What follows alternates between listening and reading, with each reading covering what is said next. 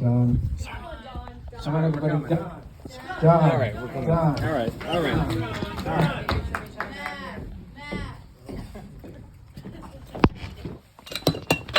Sorry.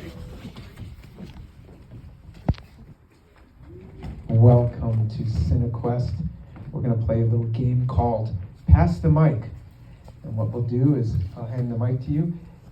Please say your name and your role that you played in the film, in the production or acting. I'll meet you on the other end. Hi, my name is Mylissa. I am the writer-director. This is Adriana Serrato. She is the director of photography. This is Nicole McClure. She's my editor. Fred Thomas, lead actor. Aramis. Sartoria. Well, I was like, supporting actor.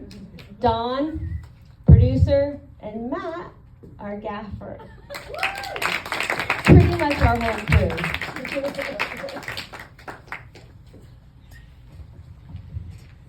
So Melissa, congratulations on your world premiere. How are you feeling right now?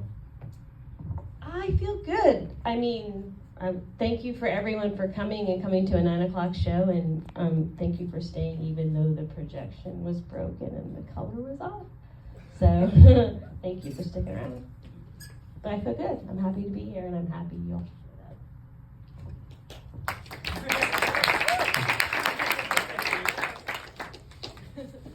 So you're an experienced filmmaker. How long have you been in the business? I've only actually been making narrative film for about 10 years. So before that, I was a documentary filmmaker and a photographer. So, yeah, just this last 10 years. Nicole is someone we can meet throughout America and in many places in Los Angeles. How did you come about creating such a universal character, or dare I say caricature? Interesting question. I really, I don't even know how to answer that honestly. So I really wanted to make a movie about how we who work in the film business are a little bit delusional, because you have to be delusional to work in this business. And this is a bunch of delusional people right here, because we're still doing this. And a character like Nicole was interesting for me because actors especially have to live in a world where no means nothing. And so also I wanted to really write an anti-hero character. I didn't want a likable character because I always felt like in Hollywood there is a success and failing upward, and I really wanted a character that people could see and go, she's not really likable, but she'll probably succeed. She's probably doing better than me. Thank you for that.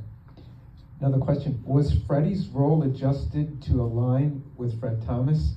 Or did you seek out an actor with specific attributes you wanted and then found Fred Thomas to act them out? Fred is a good friend. This is his first film. Actually, that's a lie. He's done another short film that is also by me and pretty much everybody on here as well. And so I met Fred in London, and I knew after making a short film with him, I wanted to work with him again, and we were on the phone one day, and we were like, let's work together. We should just do a road trip, maybe as an excuse to get Fred to come back to the United States to see more states, and that's how it all came about. So, I don't know, Fred, do you think it's a version of you? Hey, yeah. Yeah, in many ways, we're very, there you go.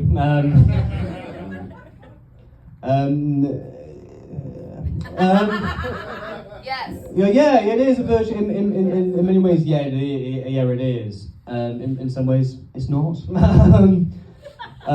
But I guess there are, there's, yeah, there you are. Does that answer your question? There you go. One thing that actually is Fred that we wrote into the movie is as Fred is a really big fan of Shakespeare, and he knows like every Shakespeare play possible, and so I really actually wanted to include that in the movie. That was really great, wasn't it? Yeah. It's all right. Let me see if we got anything else, and then we'll check out, see if there's questions in the audience. But pies, did you have a reason for the pies specifically? You could have explained that with a lot of metaphors, but is there, you can tell us about the pies. Yeah. So there's two reasons. One is I'm a big fan of pie.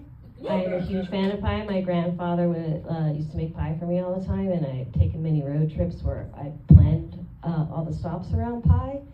So pie is very important to me in my life. But also, it was my little homage to David Lynch, who loved pie.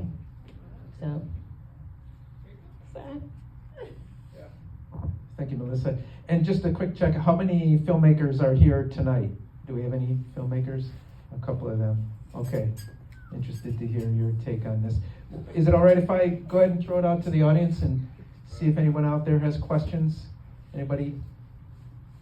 We have answers if you have questions. I see a hand back there. Please, go ahead. So, did you always mean for the ending to be so open-ended that from when you started writing? Because a lot of times in the creative process, you sometimes change things, especially at the end, and it felt like there was no like feel-good goodbye or anything. It was just two people sitting in a house of pies, look at each other, and who knows what the world brings them. So. I kind of always like to have a little bit of an ambiguous ending. There was an original ending where we kind of see that them living their own separate lives, but doing the exact same thing that they were doing wherever they came from, because nothing's really going to change for them. And I thought that was just wrapping things up too nicely.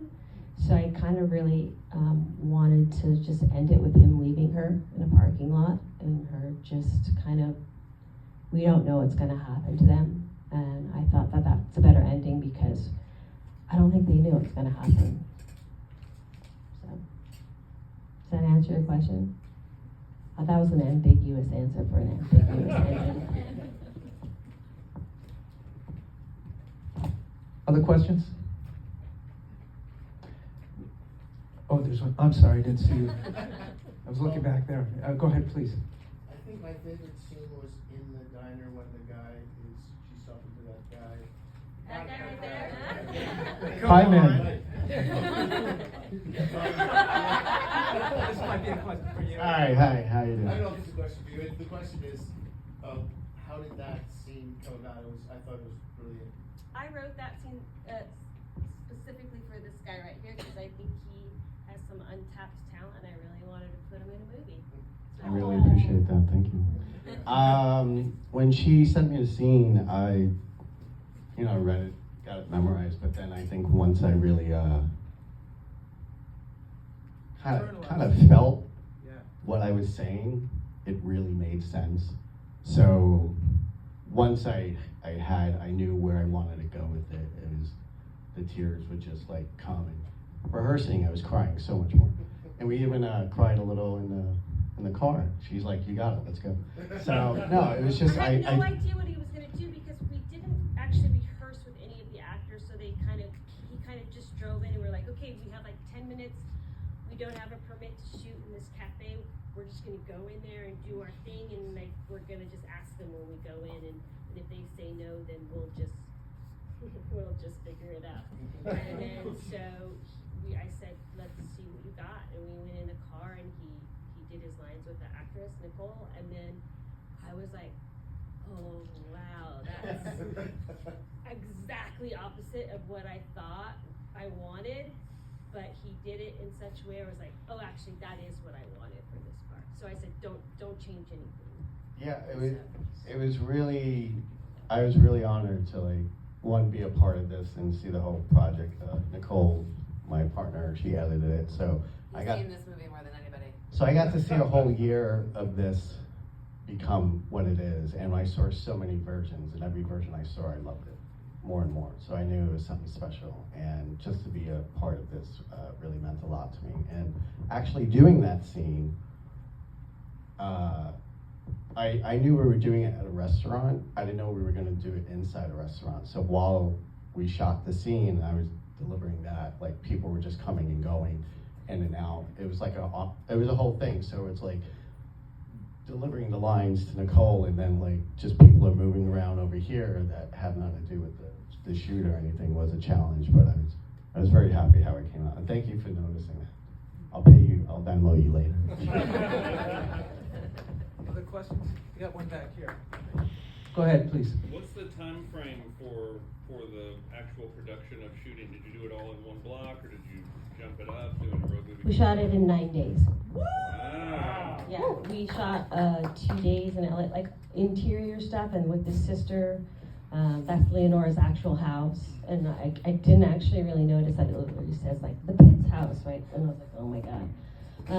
That's Leonora's house. She let us shoot there. We shot. It was a 13-page day, and we shot it in 1 day. It was that was our longest day, and then we flew to Denver and we drove back and we shot it along the way. We shot 7 days on the road, and then actually it was supposed to be 7 days, but then we got stranded in Kingman, Arizona, because apparently there was a hurricane happening in LA, so we got stuck in a hotel for a couple extra days. So, but yeah, the whole movie was a 9-day shoot with a 5-person crew. What was your caravan like traveling? We had a minivan that we used as like our production vehicle, which we just rented through Enterprise, and so we actually we shot one scene in the minivan in the LA, and then when we got to Denver, we were like, we need to rent the exact same minivan and the exact same color, and they were like, no problem. And then we got there, we're like, yay, it's the exact same one, and then we got in and it was a different interior, and so I had to like go back and convince the guy. And he's like, well, they had like 200 cars on the lot, and he's like, well, if you can find it, you can have it. And I was like, everyone left, and then we had like another extra car that carried like gear, and Dawn and some our AC and Adriana were in that car, but everyone else was in the minivan. We just kind of shoved in the minivan. Yeah, I have things to say about that. it really stank. They were all in the minivan in all of those shots, sometimes hidden poorly. So there was a couple of those where we had to like cut out the car seat and move it over so you couldn't see Mylissa. Like, you're like, no, it's not it. I was in the back seat with like you can't see me, right, guys? We're almost out of time, but I'm going to do something real quick, just on the fly. We're going to start here. Pass the mic, your favorite part about making the film, and we'll take it all the way down to Mylissa. Just whatever your favorite part of being associated with. Just getting asked to work on it. Can't follow that up, god damn it. Well, working with this gentleman here, his name's Matt Figueroa, if you want to hire him. Honestly, I think there was just a couple days there while we were on the road trip that were honestly just really special. It's a different experience when you're, I mean, obviously for anybody who makes films, it's a weird bonding experience to spend that much time, but when you add in the fact that it's a road trip movie with very few people, there was a couple days on the road that were stressful at times, but were such lovely bonding moments at the same time. So for me, it was the day we probably spent on the riverside. There was just something about it that was really nice. Oh shit! Not that. Ignore that. I didn't say it. I would say my favorite part is something I never got to experience was seeing a movie start to the end, the editing, piecing it all together. Oh, that's fine. Oh, all right, I'm back. Watching Nicole piece it all together was quite an experience because I see what she would start with, and it was like, I kind of have this, and then you pull like all-nighters, and then be like, look what I have in the morning. I'd be like, that's amazing, and it just got, and then collapse. No, it was just beautiful to, one, be in it, be a part of it, but then to also just see her magic, just put everything together, and the two to everyone working together, like this crew is amazing. So for me, that was my best experience. I don't know really where to begin, apart from... Just hated the whole thing. No, apart from actually the complete opposite, expressing the most like extreme gratitude for the whole experience. Really, this was my first time watching it, and it was, yeah, I fucking loved it. Sorry, it was just sort of like those memories were coming back. It was really joyful. It was really positive, and but genuinely, nothing like this is. I've not done anything like this before. I don't think it might never happen to me again. So yeah, honestly, fundamental fucking gratitude. It was obviously, as Don said, an intense period of time to spend with this amazing group of people. But it was beautiful. Oh no, Joey's wrapping me up.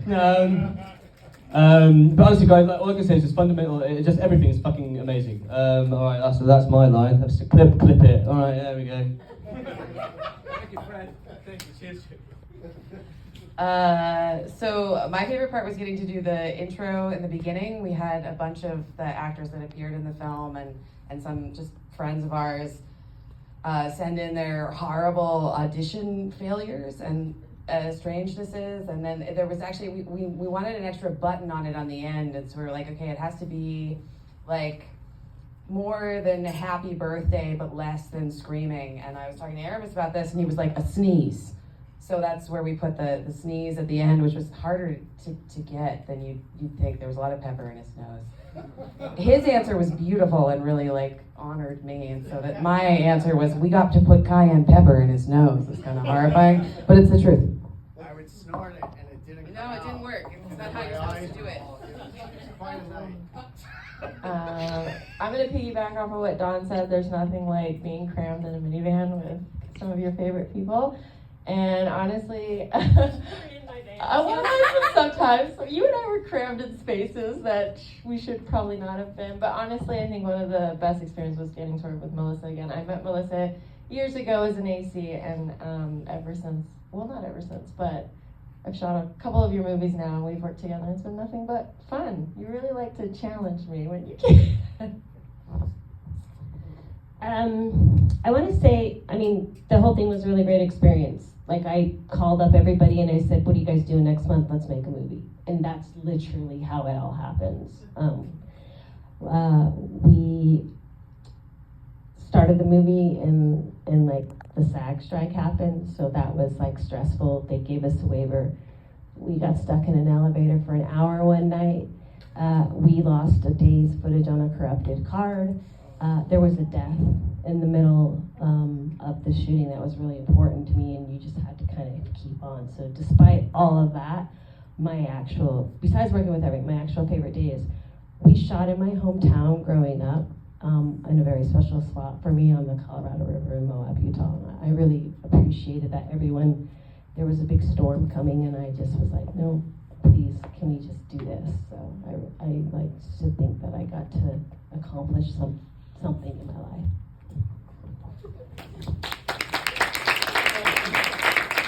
So will you be available in the lobby if anyone has questions or wants to follow up with you?